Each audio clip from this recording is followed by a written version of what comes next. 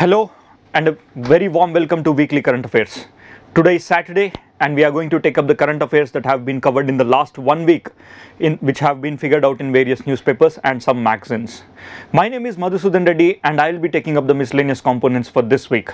So as you all know that this is a weekly series. In this weekly series we cover up Monday to Saturday with various different subjects, starting from Monday and ends with Saturday. And on Saturday we take up the miscellaneous components that have not been covered out in the earlier subjects, right? So today we are going to take up few different articles which are very relevant for the UPSC examination, and the chances of asking these questions in the examination is also very high. So that's why we take up this miscellaneous components here. Now the first miscellaneous component that have been figured in the newspaper is one of the storm surges. Along with the storm surge, there is also in relation to the Fujiwara effect. Okay? Fujiwara effect, this has been published in the Down to Earth article, and the other article that has been explained in the various newspapers regarding the new continent, that is large continent which is going to be formed in the further 200 to 300 million years. Of course we don't be alive by then, but the changes and the dynamic nature of the changes in the continental drift, we have to understand that. So that is your Amasia. It is simply saying that Amasia is one such big continent where there is no Pacific Ocean in the future time period.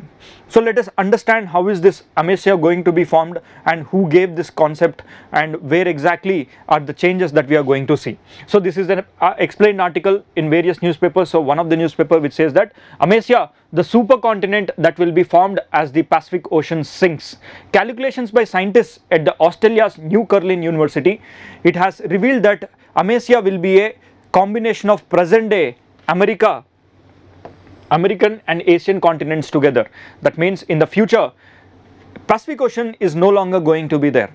So in this contest, for the examination from the prelims point of view, you have to know what is Amasia in the recent times seen in the newspaper, or else Amasia is a combination of American or Asian continents, and what are the back arc effect which has been talked about in this article.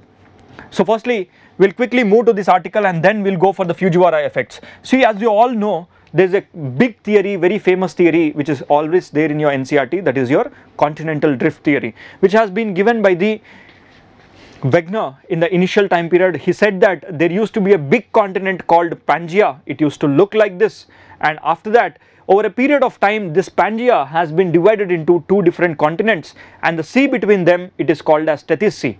And later, the current time period, which is the modern world, we call it, where the continents are displaced at various distances. Now over a period of time, India was also once part of this Gondwana land. Now this is your Gondwana land, which says that India, which is once present here, slowly started to move to the Eurasia, and when it has struck or collided with these Eurasian plate, that is when the Himalayan mountains and other various landforms that have been formed. So in this due process, what we have to understand is the technicalities behind the formations of these landforms. Here we need to know clearly how exactly is the Amasia going to be formed, and let us try to understand this through the small video. Okay. Let's see in the further time period how are the changes going to be seen. Australia, it is understood that it is going to collide with the eastern part of the Japan, and in this article they said that the Pacific Ocean is going to sink. So if at all Pacific Ocean is going to sink, what are the changes of landforms that you will get to see? And this is given by one of the university called Curlin University. See, firstly they have been talked about existence of the back arcs. Back arcs are going to trench in the near time. Firstly, let us know what exactly is a back arc, and then where are they present and how are the changes that we are going to see in the Pacific Ocean. See, in the Pacific Ocean, it is clearly evident that most of the Pacific Ocean is not a plain area, and you can also see this is the ocean bottom topography of the Pacific Ocean, where there is a line. This line is called the trench.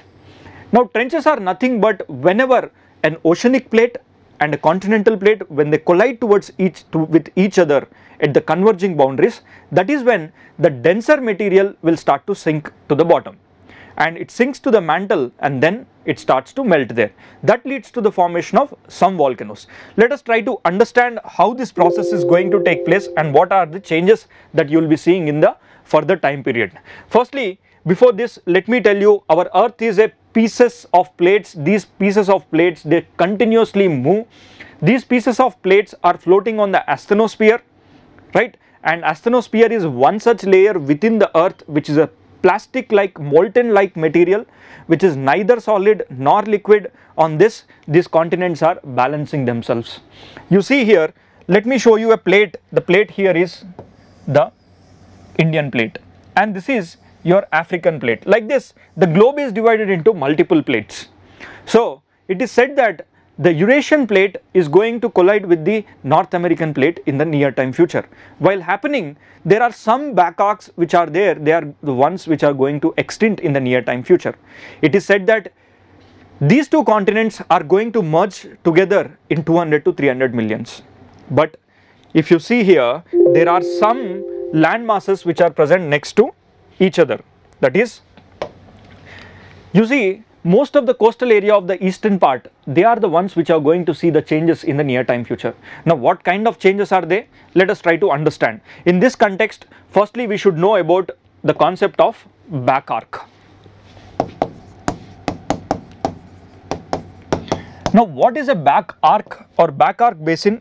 Let me try to show it on the map. Are there any back arcs in the Pacific Ocean? The answer is yes. In the Pacific Ocean, the South China Sea is called as a back arc basin. Why is it called a back arc basin? Because see here, the Philippines, South China Sea, whatever you are seeing, that is, there is a sea here and there is a sea here. How come these islands have been formed? So this is called, South China Sea is called as back arc basin, and this is your Pacific Ocean, and these are called as back arc continents.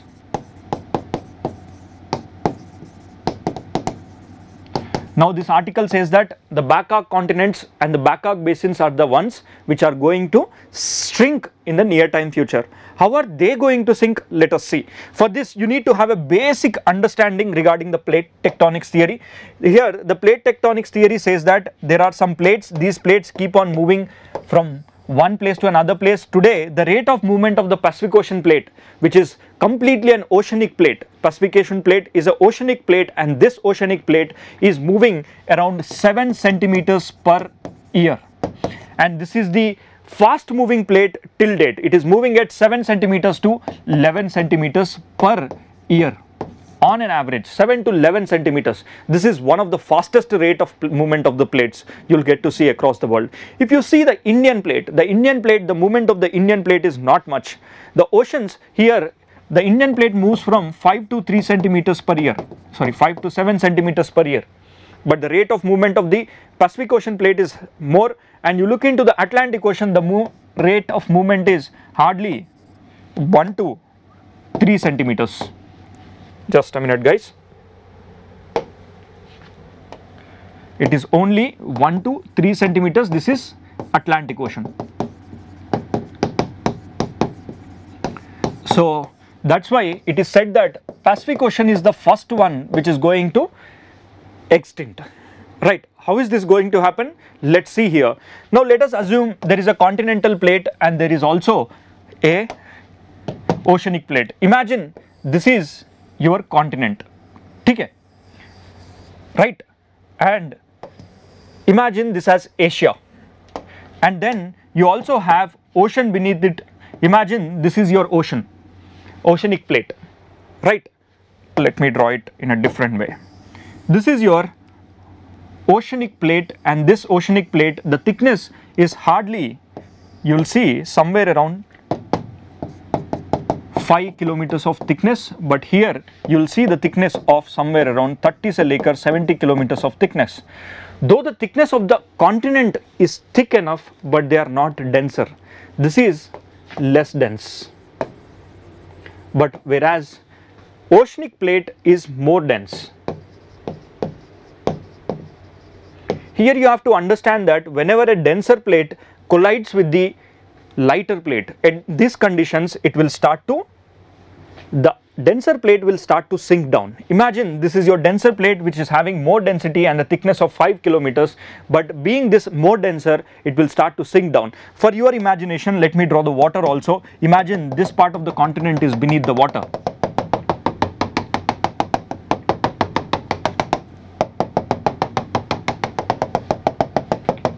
And this is your continent, some part of the continent which is also submerged under the water. Mostly this is called as your continental shelf, and this is your oceanic plate. Imagine now this is your Pacific Ocean, right? And this is your Asiatic region. And this Asiatic region and Pacific Ocean, while they are moving towards each other, this is where there is a collision that takes place, and this plate is also moving and this plate is also moving. They are trying to collide with each other because this boundary is called as converging boundary. Now what does this article say? This article says that there are some back arcs that are present. Now what are these back arcs here? See, back arcs simply means whenever the oceanic plate which goes into the mantle and melts off, it will start to give out some volcanoes. Imagine the mantle went into the mantle present which is at somewhere around, just imagine it is present at few kilometers beneath the ocean. So as soon as the oceanic plate starts to melt in the mantle which is present beneath, it will start to melt, and this melted material will start to rise up, right? And they'll start to break the continent. When they start to break the continent, here is where you'll have volcanic activity. If this volcanic activity is taking place within the ocean, they are called as oceanic volcanic mountains. And if this volcanic activity slowly over a period they have raised above the surface of the ocean, and here it is then these will start to cool down over a period of time. Now see here the Philippines. This can be your Philippines, Taiwan, whatever the continents that you see across the South China Sea, they are called as back arc continents or back arc continental mass. Now this is your Pacific Ocean, this is your continental area, and this can be your Philippines. But see here, there is still water present between the continental area and also within the interiors of the continent. So because of this basin which is filled with water is called as back arc basin. Now imagine over a period of time what happens is that in this area, for some reasons, imagine there is a river that is originated on these volcanic mountains. Now for your imagination, what you have to do is the size of these mountains can be hundreds of kilometers wide, big, which can continue this process for near about thousands of years or around. This will turn out to be one of the biggest land masses. And on this, just imagine that there are some rivers present. So what happens? This river, it can also flow from this direction, and it can also shed its water in this direction into the sea, and this turns out to be shallow sea. यहाँ पे river will start to bring in sediments, and the depth of the river, it will reduce. Now this is your shallow sea. Why? Because there are some sediments that have been deposited by the river over thousands of years. Now we are talking about the continents that a formation of Amasia in the upcoming 200 to 300 million years. But what the article was mentioning about is the back arcs formation will be very, very fast, and also the shrinking of this back arcs will also be at a very faster rate. So now this back arcs, if at all something is going to get melted, it is the first one is your South China Sea and the Philippines. Why? Why? See here. Now just imagine the same on our map. See, the Pacific Ocean is also moving towards, this is your Pacific plate and this is your Eurasian plate. Eurasian plate and Pacific plate, when they started to collide, it is actually the Pacific Oceanic plate which is having more dense. This is more dense. As this is more dense, it starts to collide with the continental plate which is less denser. So whichever the particle is more denser, it will start to sink down, and as soon as it sinks, it will go and melt in the mantle. While melting it, it will bring up the volcanic activity, and that volcanic activity has led to the formations of your Philippines region. And I told you this is your back arc basin. That means this is your continental shelf. Most of the continental shelf oceans or seas, they are called as marginal sea. Now what do you mean by marginal sea? See, marginal sea is one sea which is most of its area is present on the continental shelf, right? That is your marginal sea, and this is also called as your back arc basin. So the difference between back arc basin and marginal sea, not all back arc basins can be your marginal seas. There can be marginal seas without back arc seas. One such example is your Baltic Sea. Look here, the Baltic Sea, most of its area is located in the continental shelf. Now to identify the continental shelf, here there is a difference in color, right? There is dark blue color and this is light blue color. This is all your continental shelf. Continental shelf is nothing but an area that is extended into the ocean, and this area is not having too much deep. The water will not be too deep. Most of the ocean is present on the continental shelf, this sea. So this is called as marginal sea. North Sea is a marginal sea, but it is not a back arc basin. Now this article says that in the upcoming years, this entire landmass of oceanic beneath the ocean, it is going to sink beneath the oceanic floor, the continental floor, and then in the sooner or later, in the upcoming 200 to 300 million years, it is going to form a big landmass, that is your Amnesia. Let us see this again. I think this will now make better sense to you, the same video. It is, the credits will be given to the Curtin University, because this Curtin University is the one which has given this theory, and it is been circulating around the newspapers. See here, it is Australia, again South America, North America. It is the ocean of Pacific Ocean which is going to sink. When this Pacific Ocean which is sinked, that means all the landforms which are formed in the Pacific Ocean, they are going to sink beneath the mantle. That means there is new landforms which will be formed somewhere on the other part of the planet, and they are going to be together again, right? So this is the article which talks about, and most likely if at all a questions that can be asked, it can be asked regarding few other aspects, that is your Pacific Ring of Fire. What is Pacific Ring of Fire? How come this Pacific Ring of Fire bring the changes in the current, in the plate tectonics theory?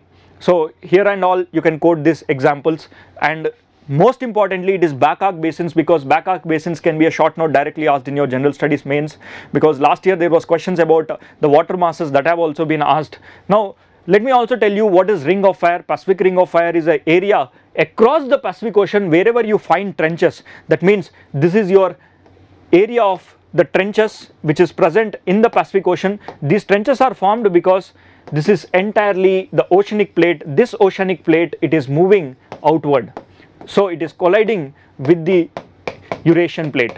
So that is why you also get to see back arcs here, and the back arcs are the ones which are going to die soon as per the Curtin University report. So in this context, let us also see the number of trenches that are present in the area. See, the more number of trenches are present in the Pacific Ocean. The deepest trench, I think you already know, it is your Mariana Trench or the Challenger Deep which is present here. And let us look into the Tonga Trench. This is the one which has been in current affairs because of the evolution of the Tonga volcano in the 2022. And you also have Aleutian Trench. Aleutian Trench is a group of islands where you get to see here, they are also present next to the trenches. This is your Aleutian Trench. And Isubonian Trench, which is present across the Japanese coast near the Japan. Kurilyi Trench, or you also have Ovesho-Kuroshio Trench current. This Ovesho-Kuroshio current can also be seen next to this trench itself.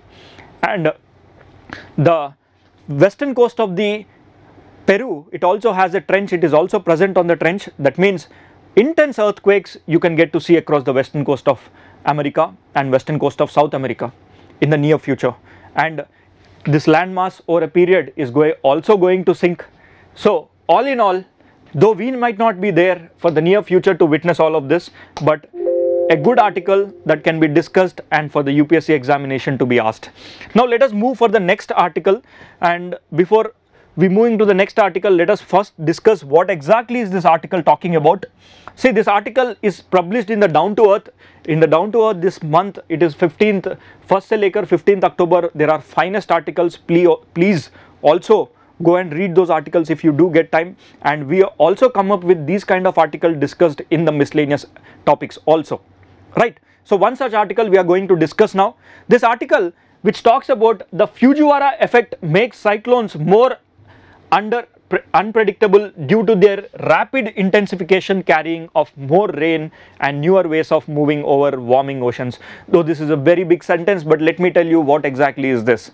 See, whenever two cyclones meet with each other, that is when the effect is called as Fujiwara effect. Now what is this Fujiwara? It is the name of a scientist. The scientist has identified that whenever these two cyclones, when intense cyclone and a non-intense cyclone, when they come and meet with each other, that effect is called Fujiwara.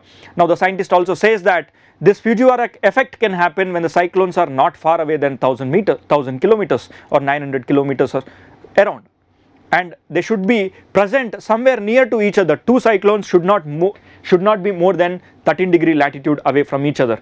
So in this context, let us see, are there any cyclones which are being Fujiwara'd in the last 1 year?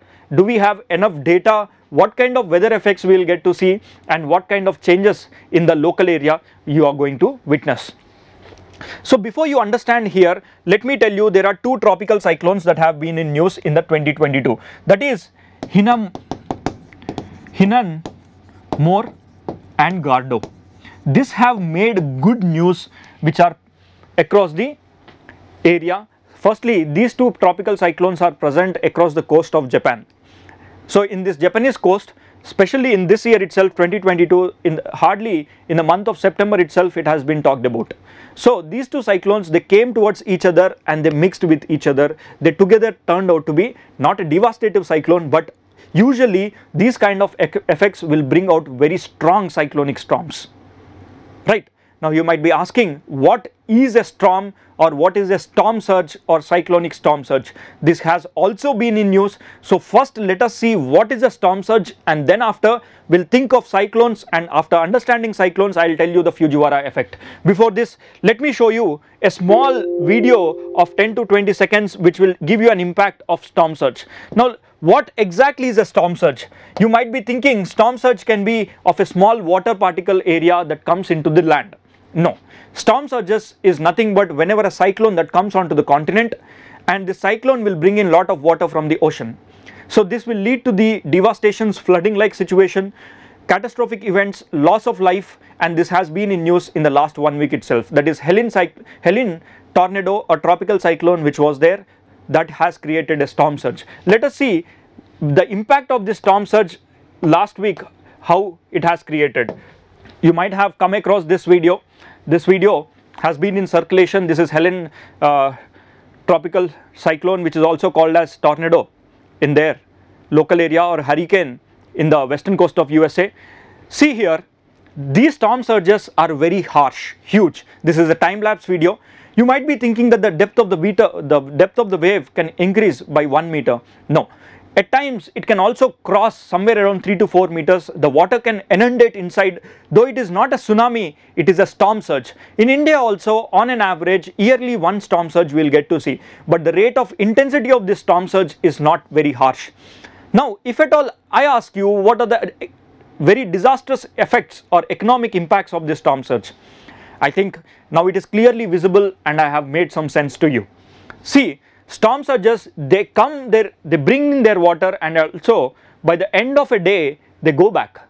So this is a short activity. In this short activity you will understand that you will see that these activities can be not far-fetching. Only for half a day, 1 day, they come in the morning and they go back by the evening. This is not a tsunami too, but it's a storm surge. The economic impacts of storm surge is very much seen across the coast of India also. So before this, why do we have these storm surges? You first need to understand tropical cyclone, and also you need to understand the if you want to understand the Fujiwara, you also need to understand the tropical cyclone. So first let us quickly get into what exactly is a tropical cyclone. See, a tropical cyclone is a cyclone which is present between 5 degrees north to 5 degrees north to 20 degrees north or 30 degrees north, and 5 degrees south to 20 degrees south. If this is your equator, 5 degrees north and south, from here 5 and then you'll get to see near about 25 degrees north and 25 degrees north and 25 degrees south. This is the area where you'll get to see the tropical cyclones, right? and at times they can also extend up to 30 degrees. Extend up to 30 degrees as well. Now beyond this you won't find tropical cyclones. If at all you find any cyclones, they are called as temperate cyclones. The characteristics nature of a tropical cyclone and a temperate cyclone is completely different.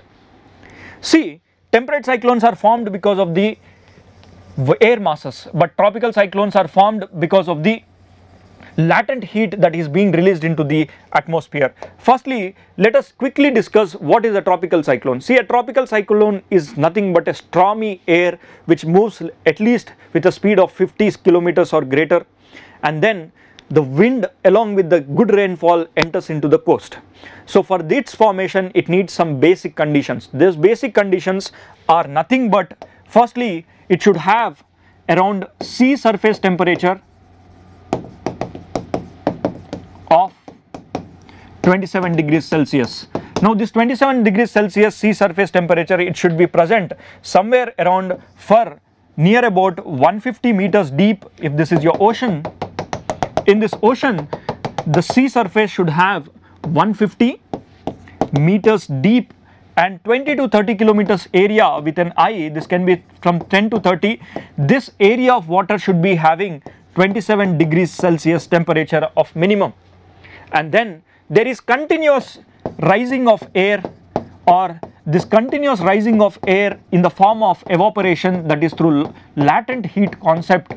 Then the same air should also have a diverging limb as it reaches the tropopause, right? At times the air that rises cannot rise beyond the tropopause and also cannot diverge. Diverge in the sense it cannot go outward. In those conditions what happens? The clouds form and they rain. This kind of rainfall is called as convectional rainfall. At the equator every day you'll get to see this. But cyclones, they are not formed at the equator from 0 to 5 degrees Celsius, because a cyclone also need to have Coriolis force, right? Firstly, the conditions for the formation is 27 degrees Celsius, and then there is rising air. This rising air should not have much of a speed variation when it reaches to the top and when it is at the bottom. That means there should not be much of a wind shear. The speed of the wind, it should not vary much at the surface at the top layer.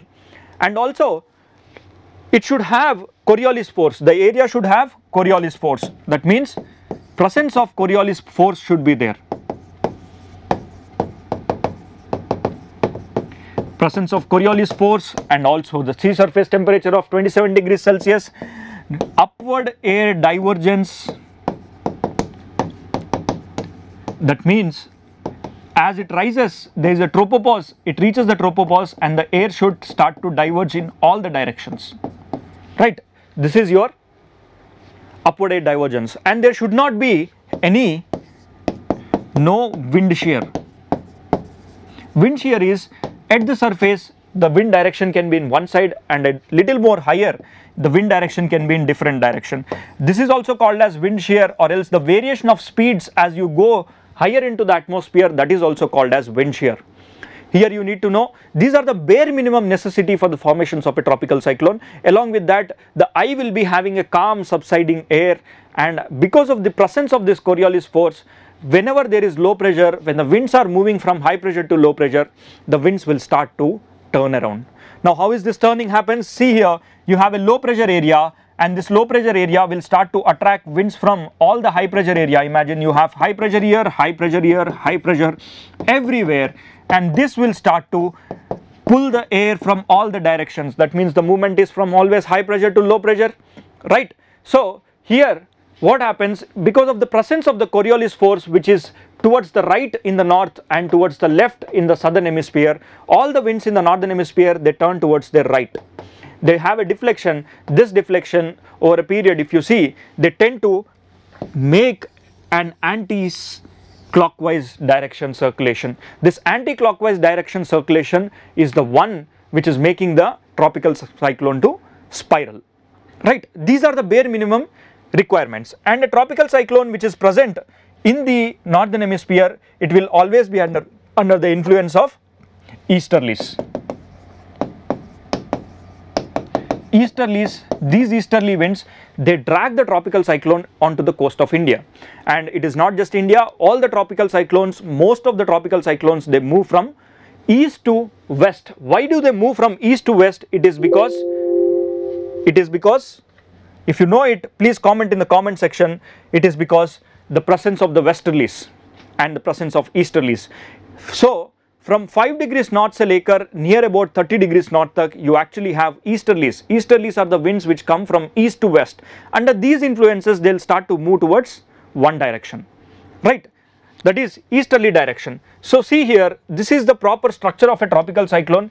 A cyclone is well developed, it starts to spiral up, it starts to rise, and there is upward divergence of air in all the directions, and a tropical cyclone cannot rise beyond the tropopause. So some air which has been risen, that also goes into the interior, that means to the center, and this air forcefully starts to sink. That's why you also have subsiding warm air in the eye, and it also develops some kind of rain bands. These rain bands are nothing but those clouds which have gone far away, they'll sink at the time, right? That means the clouds have been raised and then the formations have been happening in the bandwise. So these are your rain bands, and this is the proper well developed tropical cyclone. This tropical cyclones, imagine like this, you have two different tropical cyclones which is also spiraling, and the strength of the tropical cyclone here is primarily because of the evaporation. If the rate of evaporation is very fast and harsh, the movement of the cyclone will also be very fast, and the strength of the cyclone will be also very equally strengthy. Now let's see what exactly happens in the Fujiwara.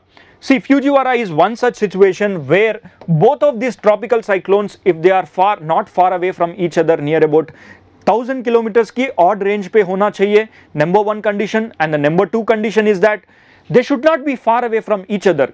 Did we see these tropical cyclones which have converted into Fujiwara in the near time? The down to earth article says that in Indian Ocean it has happened in 2015, 2017 too.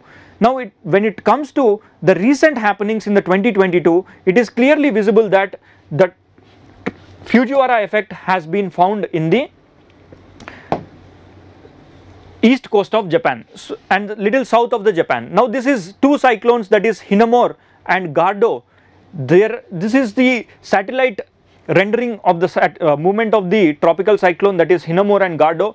Hinamore has devoured the Gardo. There are two tropical cyclones, let me clearly show it to you here. These two tropical cyclones, they merged towards each other. Instead of turning out to be a mega cyclone, what happened here was this cyclone has nullified and the intensity has become down. Now it is very difficult to understand the phenomena of this process because we have limited data regarding the Fujiwara effect, right? See here, let me again show you what exactly is happening. This is one cyclone, this is another cyclone, this is Hinamore and this is Gardo. The Hinamore has as a more strength cyclone, and overall this cyclone has pulled another cyclone. They together should actually become a mega cyclone and bring in storm surges like the one which we have seen. But to our surprise, the same cyclone has dissipated and the strength of the cyclone has reduced. Now this is a new kind of phenomena in geography which is beyond our understanding, means it is beyond the scientific understanding, because it is said that the article says that we do not have much data we do not have. It is said that we only have the data for the Fujiwara effect only for 10 to 15 cyclones in the last few decades, right? The first one, it is in the 1964, only in the year 1930 to 1940 we started to observe these phenomena, and with the changing climatic trends, it is now understood that the impact of these kind of cyclones, when two cyclones can merge, the climate change phenomena will intensify these kind of phenomena, and previous understandings of this Fujiwara effect has led to large scale destructions and devastations across the coast of Japan and even in the Indian coast as well. So let us see the recent Fujiwara effects. See, the first one is Typhoon Hinamuna and Tropical Storm Gardo in the Western Pacific Ocean in the year 2022. Now before that you also have a Cyclone Varnam and tropical storm which is 93S in the Indian Ocean in 2022 itself. That means you got to see two Fujiwara effects, one in Indian Ocean, other one is Pacific Ocean. Now these are both present in the tropical latitudes, right? So because of that it is intensified. In the same year, if you are getting to see two tropical cyclones, that too they are Fujiwaras. That means collectively these are 4 tropical cyclones. They have conveyed or converged together to form 2 Fujiwaras. And another Fujiwara is waiting. It is just south of South America. It is not understanding, the scientific community is not able to understand because it is currently in the ongoing process. You can also visualize it on the various satellite images by rendering them. Now, this is the data that we have. First big problem is that in order to understand these Fujiwaras, we do not have much of a data. That means when you do not have a data, you cannot analyze the upcomings, right? Now, these are the challenges. Along with that, there are some technical terms, though these can be asked for geography optional students also. It can also be asked for, maybe the processes can be asked for this. Let us quickly see how exactly 2 cyclones mix with each other and what are they called. At times, a cyclone which is more stronger and a cyclone weaker, this more stronger cyclone will start to pull the less stronger cyclone. So these are called as weak interactions. Now the weak interactions, which are also called as elastic interactions. Under the elastic interactions, suppose you have a one cyclone, bigger one, small cyclone, that tend together to form an smaller cyclone. This elasticity is more in this. The vortices or storms of same different sizes, when they tend to come together, the devastation will not be of much strongness, right? It won't be of much strength. Now the second type of interaction which you will get to see is partial straining out. That is, let me write it here. The second one is partial straining out. It is called as PSO. Now in this PSO part, interaction will happen between vortices of unequal sizes. Unequal size, 2 tropical cyclones, one is small, one is big. The interaction will be of unequal sizes. Now when it comes to the complete straining out is nothing but whenever there are interactions that is happening for unequal sizes, that unequal size cyclones, the smaller vortex completely lost to the atmosphere. That means a smaller cyclone, it will be dissipated into the atmosphere because the bigger one eats away. That is your CSO. And last one is partial merger and complete merger. Complete merger are the ones which are very strong. When they merge it, they generally tend out to be forming a very big tropical cyclone. They are called as mega cyclones. So these mega cyclones, whenever they come, it is highly understood that they are going to get in the storm surges. Okay. Now storm surges can also come along with the super cyclones. Super cyclones are those cyclones whose speed is 120 से ज़्यादा, 120 जो kilometre से ज़्यादा speed है, they are called as super cyclones. In India we had 1997 super cyclone, 2001 super cyclone, and the recent time Hudud is one such super cyclone we have got to see in 2015. So at times the coastlines of India can also have these kind of Fujiwara effects, because you look into the Bay of Bengal, on an average this is the season the most of the cyclones you will get to see from September, October and November. So in this durations, you will at least see some 4 to 5 cyclones forming in the Bay of Bengal. At times, the cyclones that are formed a little north, they also tend to mix with each other. Hopefully, we should not be seeing much of these kind of interactions, because these can bring out a mega cyclone can impact more. Now what kind of changes it gets, it is not completely understandable to this scientific community yet, but we should be watchful for these kind of understandings by getting in more data from various aspects. So let us quickly see how exactly is this happening. See guys, this is a small rendering which we have tried to show it to you from the internet. So now what happens to these tropical cyclones, it completely depends upon their interaction. A big cyclone can take away the small cyclone and then they start to interact with each other. Once they interact, one can eat away and the smaller one can also merge with the bigger one, and that can also be eaten away. The interactions are very much confusingly disturbed and not much clarity is there for the scientific community. But there are some cyclones that have developed into a mega cyclones like this one, but at times the dissipation has also been seen in the case of the previous one cyclone, that is your Hinamur and Gardo. So overall, this is your Fujiwara effect. What we have to look forward is the storms for UPSC examination and the principle of the Fujiwara effect. So I hope I have given some kind of sense to your preparation through these topics. And please make sure to subscribe to our channel. If you like these videos, please let us know. We'll be motivated to come up with more better content. And also, please make sure to answer a question on these topics. A question will be posted in the description below. And also for the PPT of this, you can download it from our Telegram channel, that is Raj Malhotra IAS Telegram channel. And also, if you do have any doubts, you can also call me, you can also message me, no calls please. You can also message me at this contact number, that is